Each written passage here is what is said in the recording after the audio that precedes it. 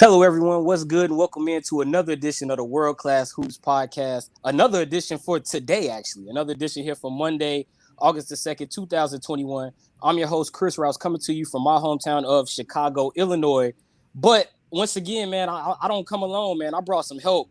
I brought a teammate. I brought somebody very, very close to me, somebody I've met along the way in this sports. Look at that. In the sports industry, man, I brought Luke Stanczyk of Primetime Sports. He's the Chicago Bulls beat writer for Primetime Sports. Actually, let me get that right. On top of that, he's a Chicago Bulls. He's a Chicago sports fan, not just the Bulls, but also the Sox, the Bears, and every other team in the city. So, welcome to the show, Luke Stanczyk. There we go. I like the sound effects. Thank you. I think that's the first time I've ever been called a beat writer in my life. So, that's a new title right there. Hey man, it works. It works, man. You do the beat every week on Primetime Sports. You and my good friend Eric Willowhite. So happy to have you on the show, man. Once again, this is Luke Stanczyk of Primetime Sports. You can catch him on social media right there, as you can see on the screen at lstanczyk27. Anything you want to say, Luke? Go ahead, man. It is actually at lstanczyk sports. Oh, okay. You changed it up on me. The handle has changed. Yes. Okay. But no, yeah, I'm pumped for that you having me on, Chris. I appreciate it. I've been following your podcast for a while, as you know. You put out great stuff. And I'm pumped to actually just be included here in the show. So I'm ready to talk some Bulls basketball and, talking about some exciting things, some exciting rumors flying out there. So this should be good. This should be a fun time and a good show.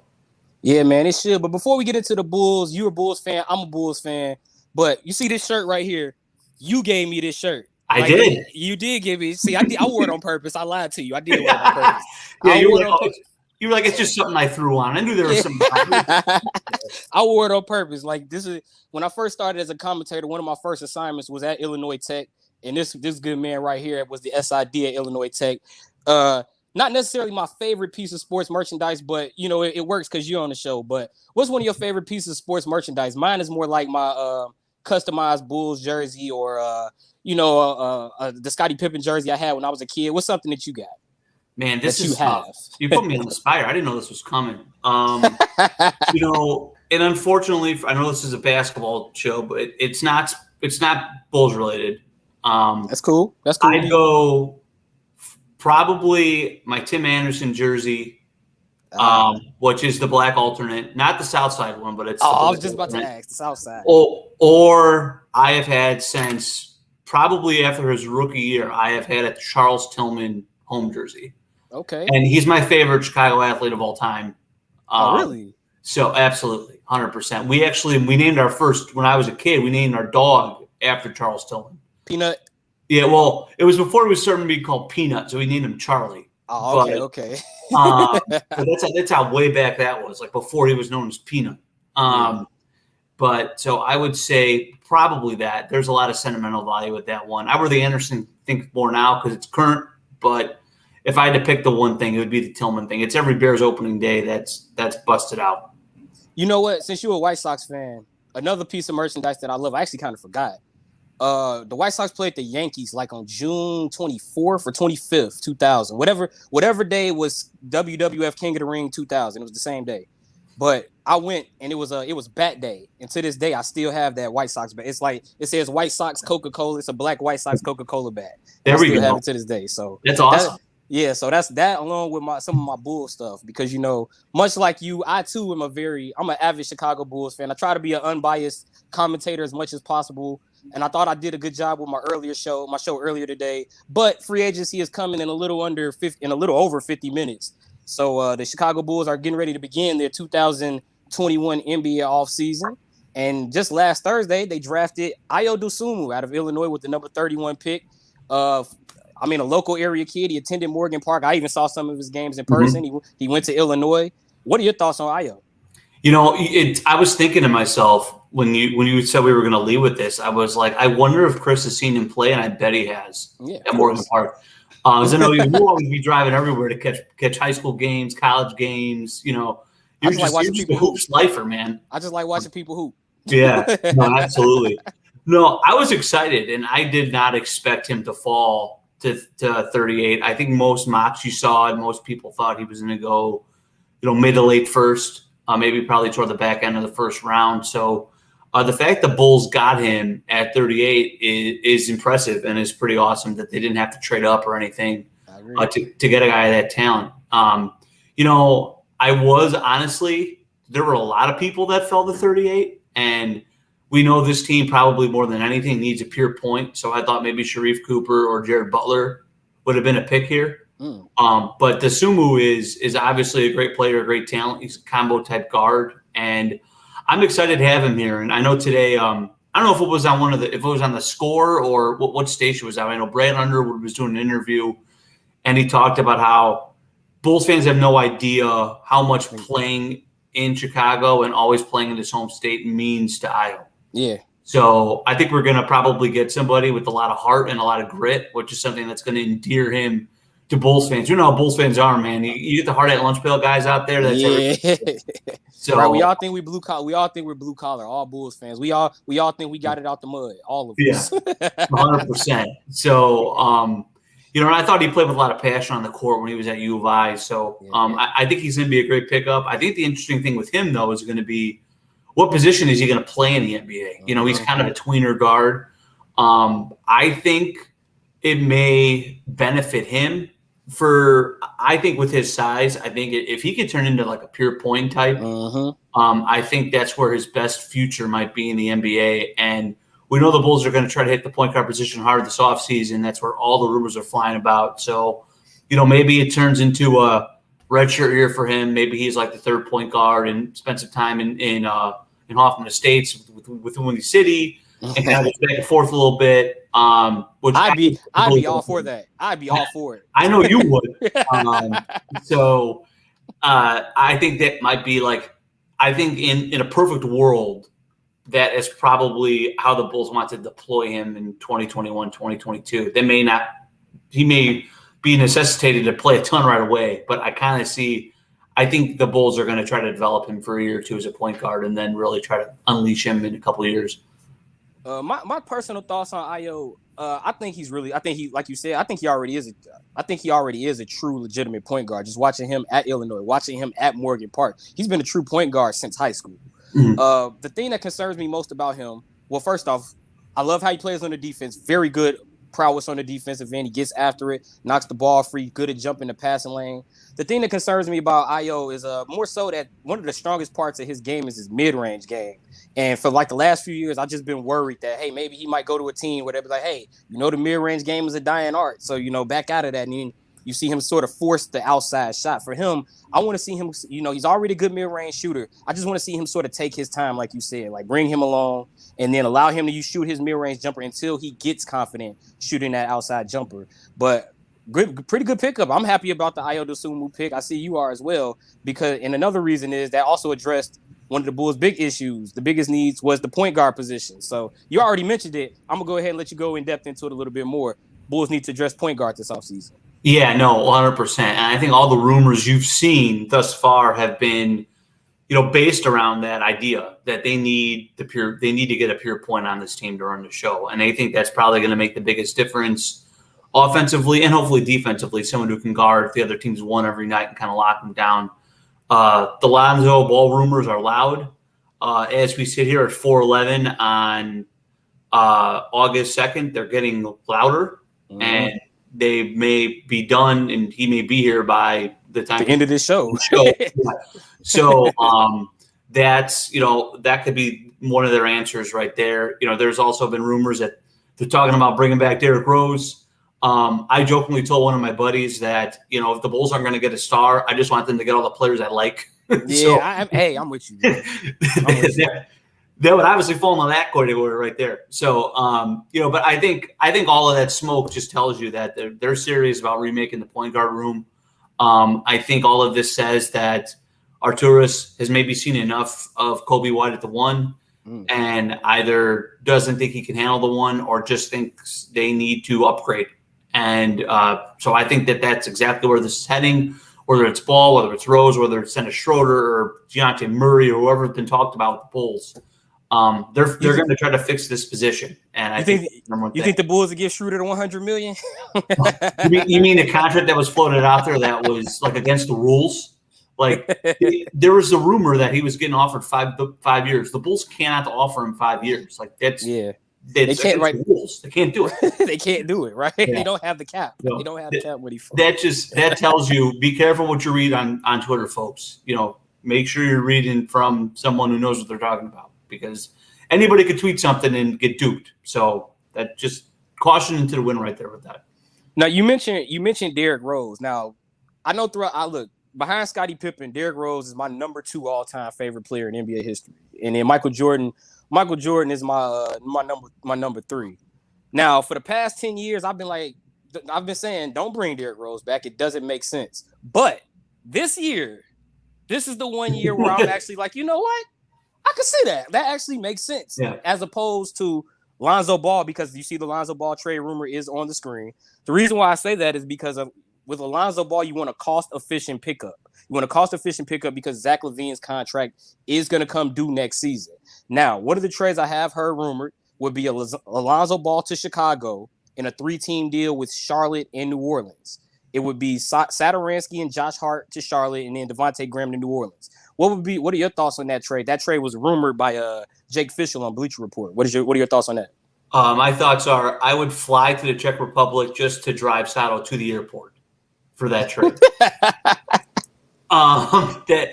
If they could get the sign and trade done for Lonzo and just give up Sato, like that would be incredible.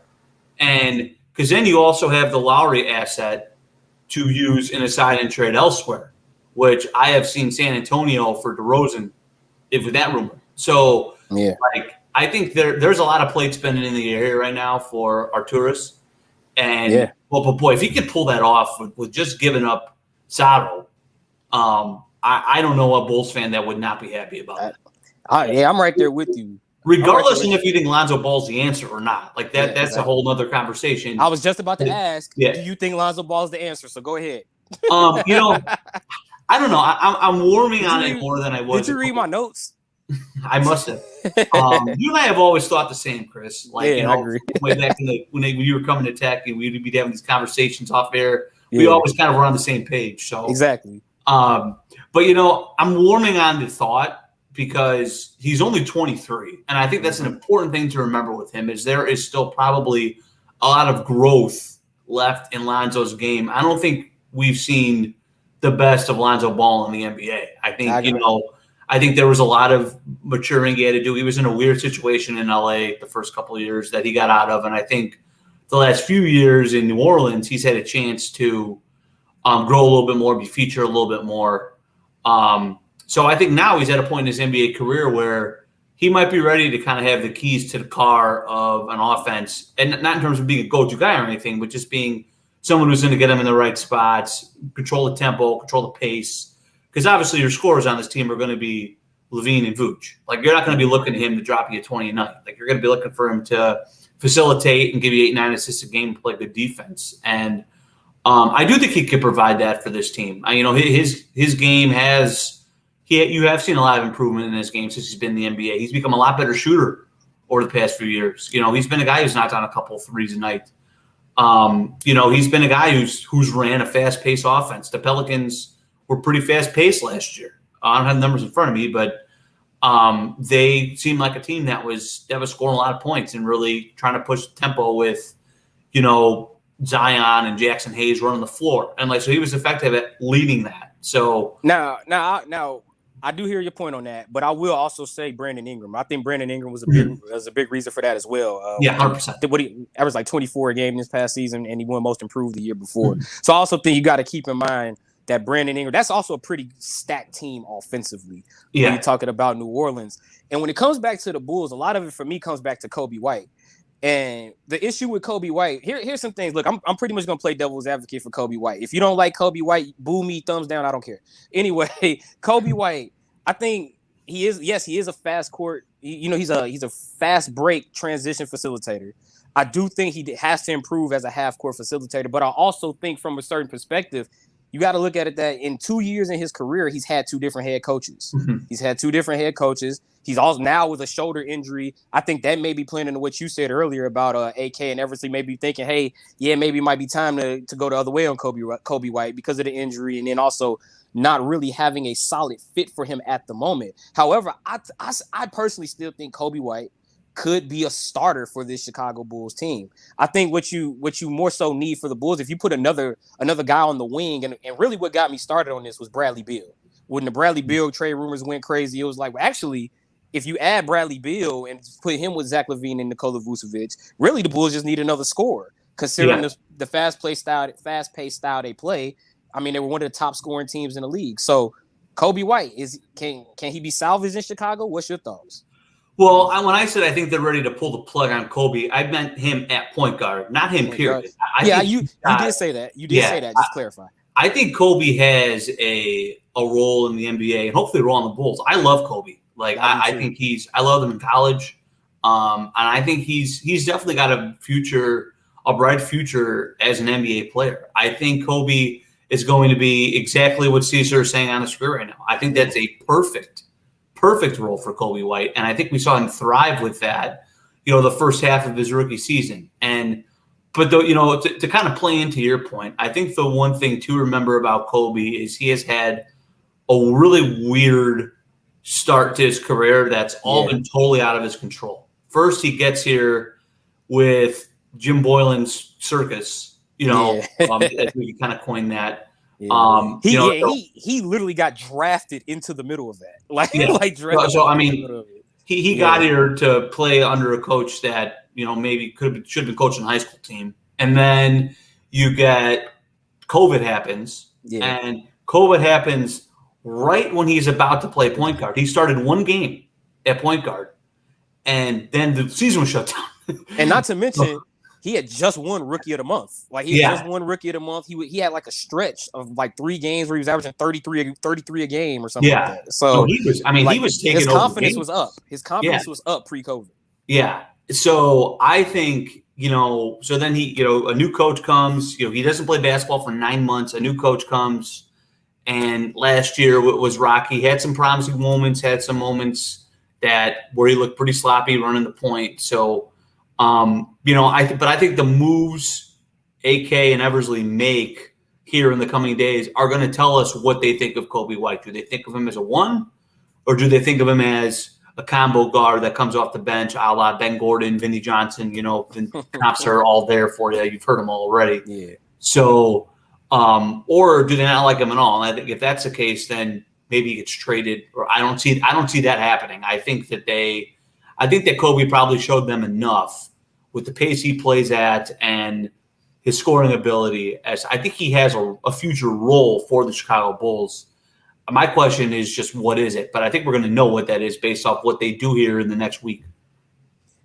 Yeah, I think that's a really good point. I mean, like I said, I'm right there with you. I think you could use Kobe White like Ben Gordon 2.0, but I also still think he could be the point guard. I just think he needs somebody to hey, this is how you do it. We know you like to play fast pace, but this is how you play in the half court, Kobe. This is how you are a floor. This is how you become a floor general for your team. And I think that's going to be something that remains to be seen moving forward. That's worth watching for the Bulls, as well as what they do with the front court, because Lauri Markkanen, he is a restricted free agent. The Bulls did extend a qualifying offer to him, but I'm gonna be honest with you, Luke. I don't think he's coming back to Chicago. I mean, unless they match the qualifying offer, I really just don't see it. Yeah. I just think his time is done in Chicago, and not really because necessarily he's digressed his last few years. He's regressed his last few years, but I think it's more so because of the injuries, and also, like you said, he was right in the heart of the Jim Boylan circus. Like that was about his first or second year. So thoughts on Lauri Markkanen as you see his numbers on the screen from last year? Well, I think with Lauri, he's a guy that I agree with you. I think if he's on this team by the end of the week, I'll be pretty surprised. He's he's a restricted free agent. Perfect sign and trade scenario here, right? Like it's kind of a classic case of that with him. Same thing with Lonzo Ball, all those types of things. So I think he's kind of that. I think he's going. I agree, but I think it's less about the injuries and kind of the rocky road he's taken to get to this point. I think a lot of it with him is when you traded for Nikola Vucevic, you made a commitment that he's going to be the centerpiece of your front court, right? Like the front court is going to be built around Nikola. Lauri Markkanen just doesn't fit with him, like as a player. Like you need someone next to Vucevic, I think, that is going to be kind of a defense-first guy, someone who can kind of help lock down the paint or maybe switch off screens and things like that. And I think Lowry and Vooch are just a little bit too much one and the same. And I think Vooch is a better version of him. Yeah, I was about saying Vooch does it better. So, Vooch does it better, yep.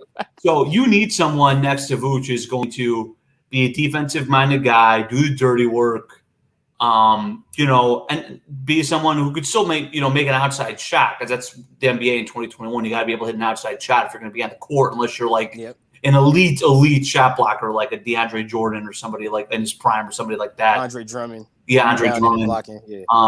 Clint Capella, like those types of people.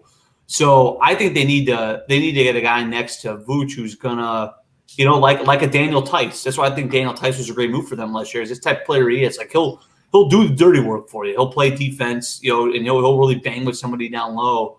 Or Lowry just isn't that guy.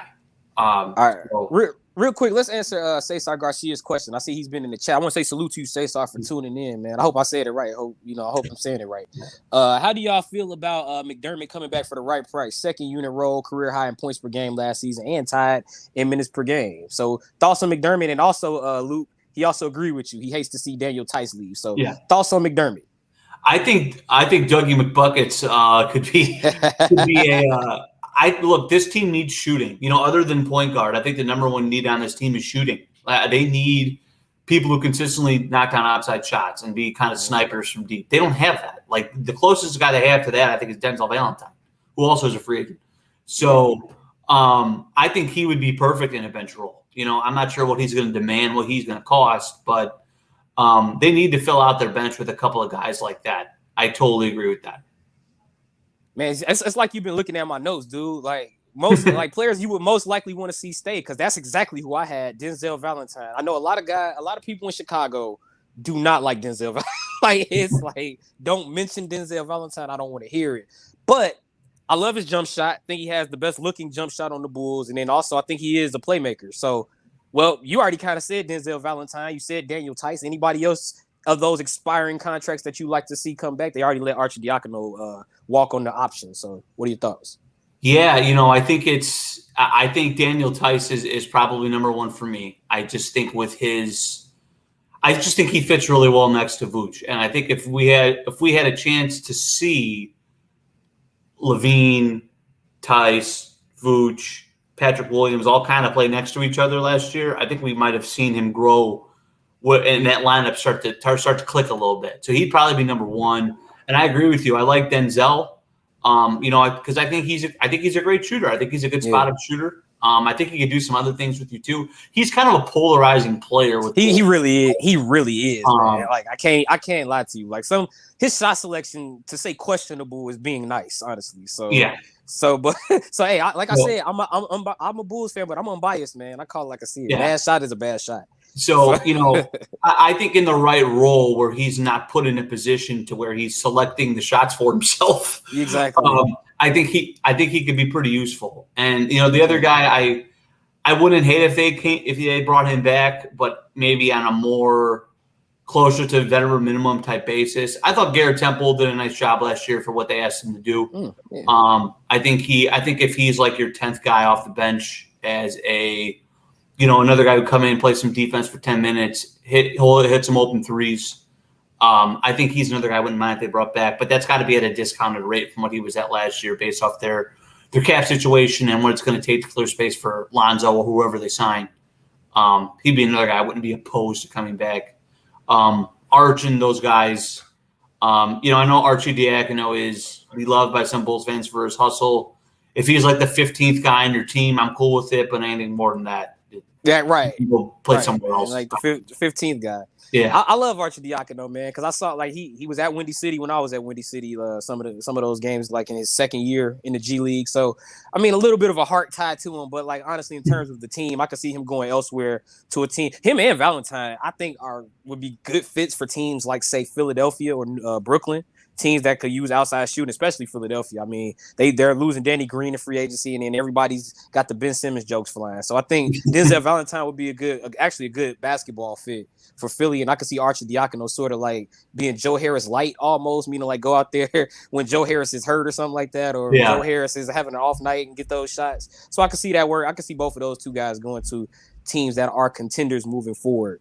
Thoughts on the future of the Bulls? Well, one of those components of the future was drafted last year. He was the number 4 overall pick. He was Patrick Williams. So thoughts on Patrick Williams and Thaddeus Young. Thaddeus Young, who was going to be a free agent this next offseason. Thaddeus Young, I thought probably was the MVP of the Bulls from about January to February. Maybe January about March, actually. February 28th, March 1st, give or take a day. So thoughts on Patrick Williams and Thaddeus Young, their likelihood of them with the Bulls next season. Well, they're going to be there, but what they could do next season. Yeah, well, I mean, I'm 100% sure that Patrick Williams is going to be there. We know that, right? Oh, yeah, we know that. I think next year, I don't know how you couldn't be impressed with what he did last year. I think Patrick Williams, I think the main question with him is, number one, what is his pure position? Caesar points that on the screen for us there. Is he a 3 or is he a 4, or does it matter? I think that's another thing. It doesn't really matter. The way the NBA is now, it's spacing, it's athletes on the floor. Can you play a little 4 in, 1 out with Vooch? Can that be your main go-to lineup? I think we saw them try to do that at times last year. I think they had mixed results with it. I think also with Patrick Williams, his main thing for 2021, 2022 is aggression. Like he needs to just be more aggressive. And I know that's something that's been out there and everyone's talked about that. He needs to be more of a go-to guy in certain situations. He needs to be willing to put the ball on the floor. And I think something that people don't talk about a lot with him that I would like to see is learning how to play off the ball better. Yeah. Learning how to use the space on the floor to cut the right way and use the baseline, a la Ronnie Brewer. But kind of like pick up those tricks of the trades of how to get himself open and get himself open on back cuts and things like that, where he could really let his athleticism kind of shine and be better in those facets, because he's never going to be the main ball handler for a team. So I think he needs to kind of just get more seasoned in those areas, and that's just going to come with more time and more playing. For me with Patrick Williams, I had mixed reactions on the pick last year because I thought he jumped up the board last minute. So as a fan, I was a little caught off guard. I was like, whoa, okay. Didn't expect the Patrick Williams pickup last year. But what I will say, I love his defense. I love how he plays defense. I know he had some games where he had 30 on his head, but it's like, dude, look who he was guarding, man. Yeah, he was out there guarding Kawhi and LeBron, but he was holding his own in some of those matchups. But for me, I need more consistency on the shooting side. I mean, like you said it a number of times on this show. You gotta, if you're gonna be on the court, you gotta shoot the ball. Look, Patrick Williams can shoot it. I know he can shoot it from the outside, but he has a lot of those games where, he's 4 for 12. And, the big thing we keep hearing about him, okay, yeah, but the upside. But he has a lot of those games where I said, okay, upside. Okay, I get it. Yeah. So he's got a lot of games where I'm saying upside. So I just want to see more consistency out of him moving forward. He can't disappear as much this year as he did last year. Yeah. Like, you have to – there are some games where, like, you forgot he was on the floor on offense. And that can't happen in 2022. That can't happen as often as it did. Yeah, there we go. Yeah, shout out. What's funny story of Ronnie Brewer? I scored 31 with him in 2K. I had 6 threes, and he had like one of the worst shots. But I was raining them in with Ronnie. So shout out Ronnie Brewer. Shout out the bench mob, man. I don't know if he had 6 threes in his Bulls in real life, right? I don't think he did that in real life. But hey, I did it, Ronnie. Shout out Ronnie Brewer. I did it for you, bro. Thaddeus Young, man. Thaddeus Young, he's a free agent next season, man. He won the NBA Hustle Award this past season, and like I said, I thought he was the MVP. Here's my thoughts on Thaddeus Young. Here's what I'm going to tell you. This is something that's been on my mind. I've been telling Joe Gregory, a student of the game, I tell him all the time, this is what I think. I think the Bulls should sign Thaddeus Young to a 1-year extension through 2023. And the reason why I think they should do that is because Nikola Vucevic, his contract is also due in 2023. You sign Zach LaVine to a deal through 2025, and you give yourself a 2-year window. This next coming season, in 2023, and then if you don't like it, you can revamp the front court. Because as much as we don't want to look at it, the Bulls are going to have to revamp this front court with Patrick Williams. If you lose Markkanen, you got Marko Simonovic coming over, and you have Nikola Vucevic. So long-term plan.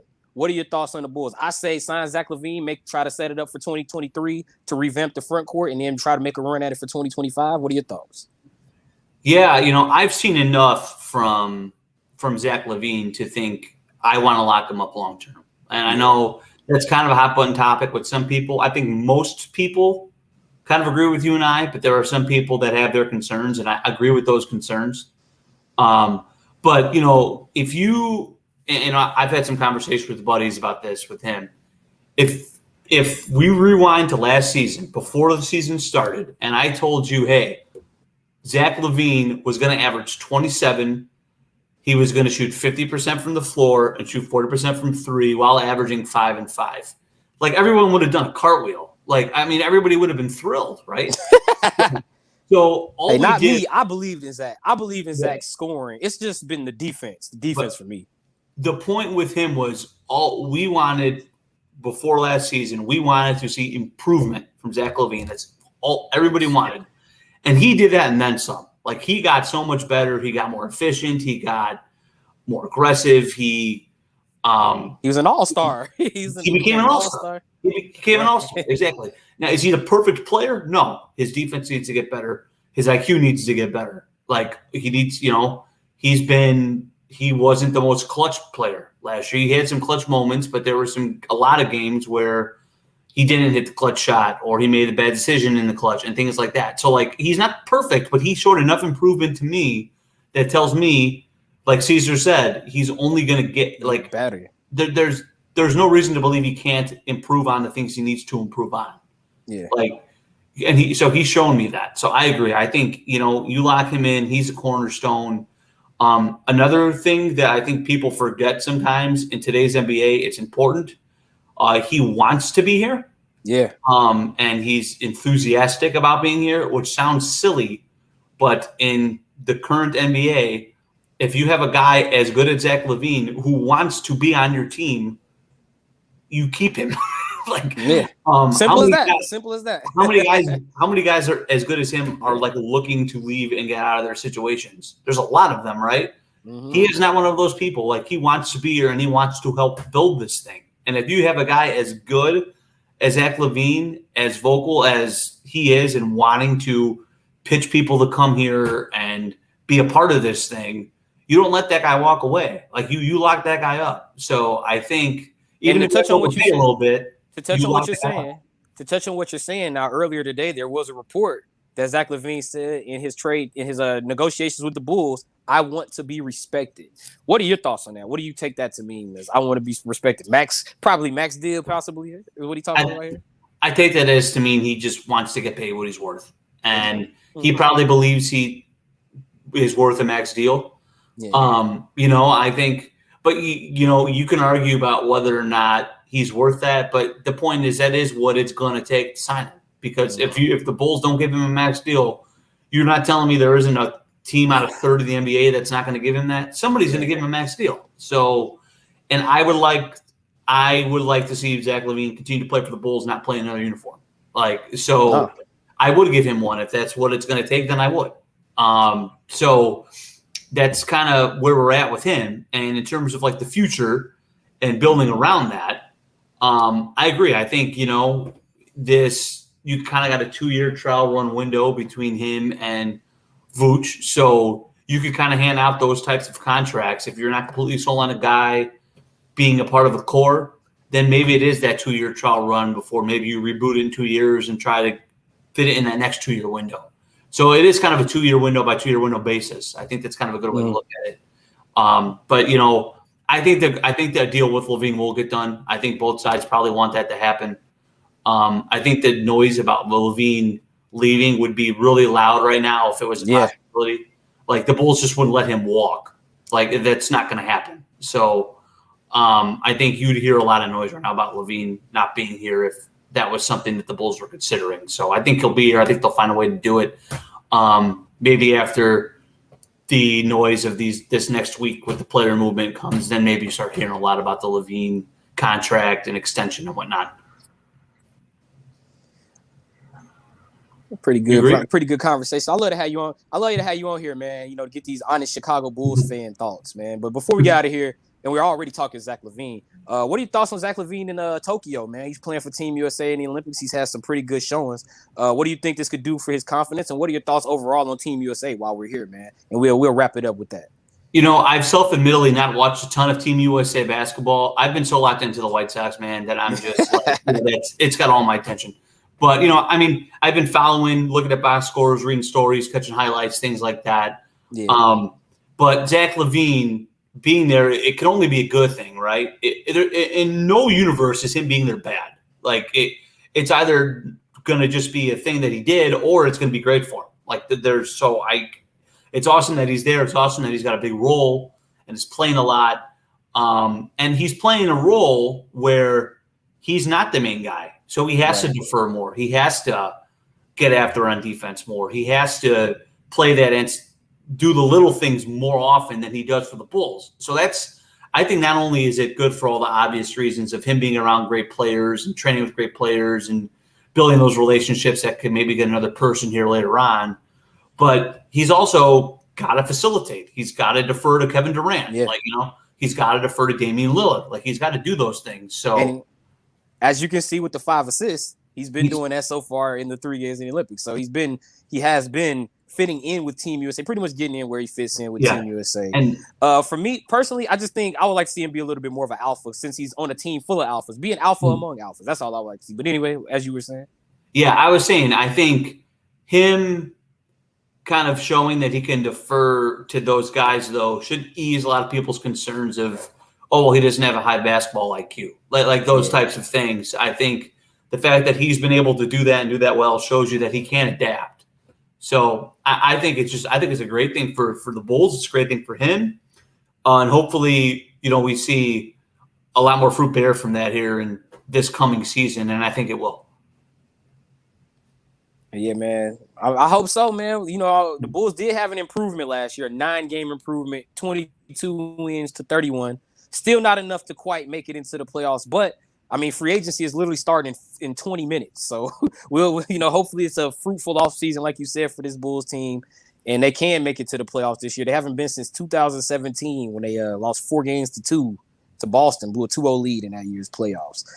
Usually I like to say positive energy. I like to salute everybody, but give me a word, man. Give me a word for the people before you get out of here, man. This is Luke Stanczyk of Primetime Sports. What's one last word, man, before you get out of here, man, after this honest Chicago Bulls discussion we just had? Man, I'm just pumped you had me on. I appreciate it. Yeah. I know you've come on our show a time or two. So, I'm pumped to kind of have this relationship between the two shows. I think it's a great thing. Yeah. I think we do some awesome stuff. And you've been mentioning Primetime Sports. It'd be bad of me to not give a shout out to Eric Woolwhite, who also runs that show with me. He does. So salute to Eric. Shout out to him on the opportunity he gave me to come aboard and help him out. So man, I've appreciated this. It's been a good time, and hopefully, the Bulls look a heck of a lot different a week from now, and we could do this again and talk about how awesome the Bulls look roster wise compared to where they look on August 2nd. So. I'm definitely planning on having you back on when, depending on if or when they make a signing or a trade. So I'll definitely have you on the show again. Once again, he's Luke Stanczyk. I'm Chris Rouse. Remember, tomorrow, the World Class Hoops podcast will be back for August the 3rd, 2021. I'm recapping USA versus Spain. Also going to rerun this interview in full. So this is, we pre-recorded it, but I aired it live anyway, just to try to get some views. I ain't gonna lie to you. Try to get some clicks. So it's all about the clicks, he's man. Luke Stanczyk. I'm Chris Rouse. It's all about those clicks, man. I got to get those likes and subs, man. I'm trying to get some money. So he's Luke Stanczyk. I'm Chris Rouse. This has been another presentation of the World Class Hoops podcast. Once again, Luke, thank you so very much for this shirt and for coming on the World Class Hoops podcast, man. No problem. Great. I enjoyed it. Yeah, thank you. So once again, we'll wrap it up. Salute to you all. Good morning, good afternoon, good evening, good night, wherever you may be. I know the Olympics schedule got me all messed up, so I'll see what I can do with USA Spain. But until then, this has been another presentation. Positive energy to you all. Salute. Thank you, Luke. And until next time, we're out.